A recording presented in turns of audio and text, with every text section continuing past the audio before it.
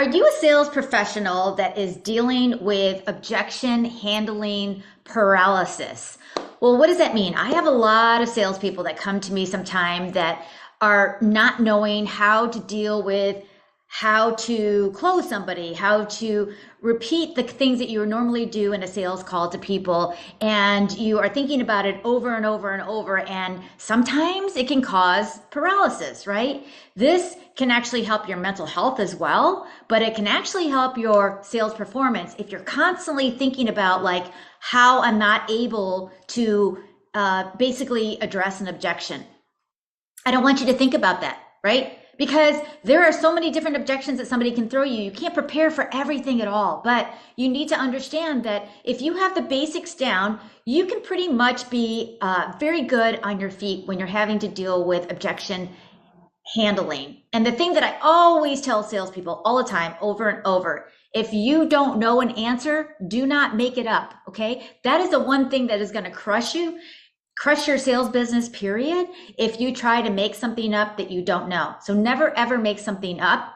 My answer to that always is, you know what, that's a great question, and I will get back to you within 24 to 48 hours with an answer. And even if you don't have an answer, within 24 to 48 hours, you go back and you tell them, I don't have an answer for you yet, but I'm working on it. That is your goal, okay?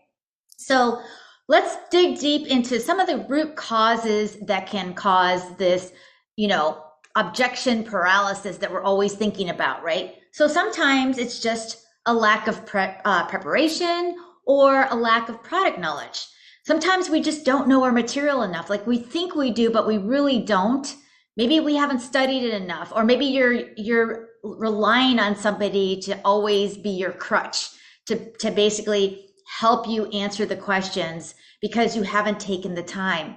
Sometimes you may just need to take a day off to learn your material better so that you understand it, so that you feel more confident, so that you feel more like you know how to do this, right? How do you tap into people and like role play and do things with them, right? That are going to help you be the better person when it comes to handling your objections.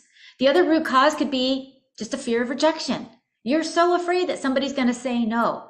And so I always tell people, like, I want you to think of the worst possible situation that could happen. The worst possible situation that somebody could say to you. And usually it's like, no, or they could be mean or whatever, right? But there is some kind of like, no, I don't want to do it. So what?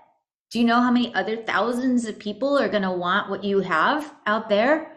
I remember I actually had somebody like that was really rude to me. I actually had a physician that was like, oh, well, you guys, like, you think you know everything as a sales rep and blah, blah, blah. And, you just come in here and you think this and you think that. And you know what I did is I literally stood up and I said, all right, I got you there. And he kind of looked shocked that I stood up. And I said, you know what? I said, you are correct. You know what? You've got two initials after your last name that I don't have, and that is MD. And you know what? You're right. I will never be an MD. My dad is an MD, and I highly respect him, and I love him. But you're right. I will never be an MD. But you know what? I think if maybe you just took a few minutes to actually listen to me, you might actually learn something that you didn't know today. But I understand that you don't have that time. And I know there's plenty of people out there that would like to hear what I have to say. So I'm going to go talk to those people, and you have a nice day. And guess what happened? He's like, whoa, wait, sit down. Like, talk to me, right? So you're going to have those people that are out there. So don't let it bother you, because you have to be stronger than those people and not worry about what they have to say. Okay. The other thing is, right, this lack of confidence and self-efficacy, right? Like you're not sure if you have the confidence. And like I said, you are going to have to do things sometimes and practice.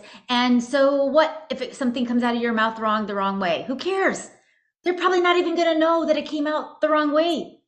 You just have to like be who you are and not let it bother you. Okay. And then sometimes you may just have ineffective or communication or persuasive skills. Those are things that can be learned. Don't beat yourself up about it. Don't say, "Oh, I don't think I can ever do this." "Oh, I'm really not sure," or what I can do or what I cannot do. So here's some tips, right? So just here, let's get to the facts, right? So just make sure you have a deep understanding of your products or services. And if you need to spend the time to listen to things and listen to things and listen to things, record it over and over and over, do that, right? Like get the speed that you need, get whatever you need to be proficient in whatever you do. And develop that robust objection handling framework. Role play with somebody, right? Ask scenarios with somebody else to do those things with you. Like, let's try to figure out, try to anticipate what are those common objections that you think somebody might ask you, or ask your friends, or ask coworkers, or ask people that you work with, or that are doing that with you. Like, what are some of the things that people have sprung onto you, and how did you handle them? Right? Always learning from somebody else is always the best way to do things. But if you are prepared, if you can handle those things, then you'll be like Teflon. Like it won't bother you anymore, right? Like it just boom, it doesn't care, right? So remember, practice those scenarios and don't let things like that, bother you or make you nervous or make you feel insecure or you're not confident anymore or you can't sell or all the little things that go on in between these two little ears that tell you that you're not good enough and you can't do it. Okay? Now, also remember to improve your handling skills regularly. Anytime you can brush up on your skills, anytime is always going to be a good thing for you, right? And then finally, learn some other things, right? Go online, learn things about how to handle objections, watch videos, do things that are different from your company's thing versus your thing, and how do you handle it? Go ask peers, go talk to some of the top salespeople, and ask them what were some of your top objections? How did you handle it? And I tell you, those stories will be so valuable to you because you learn so much when you ask people certain information. When you can grasp what they're saying, you will be so much better off. You will learn so much more from your peers because if they're hearing it, they can tell you how they handle it. And the more people that you ask like that, the more you absorb like a sponge and you can be more proficient in sales. So I hope that this helped you in your way to like not worry about these objections, right? Don't let it paralyze you.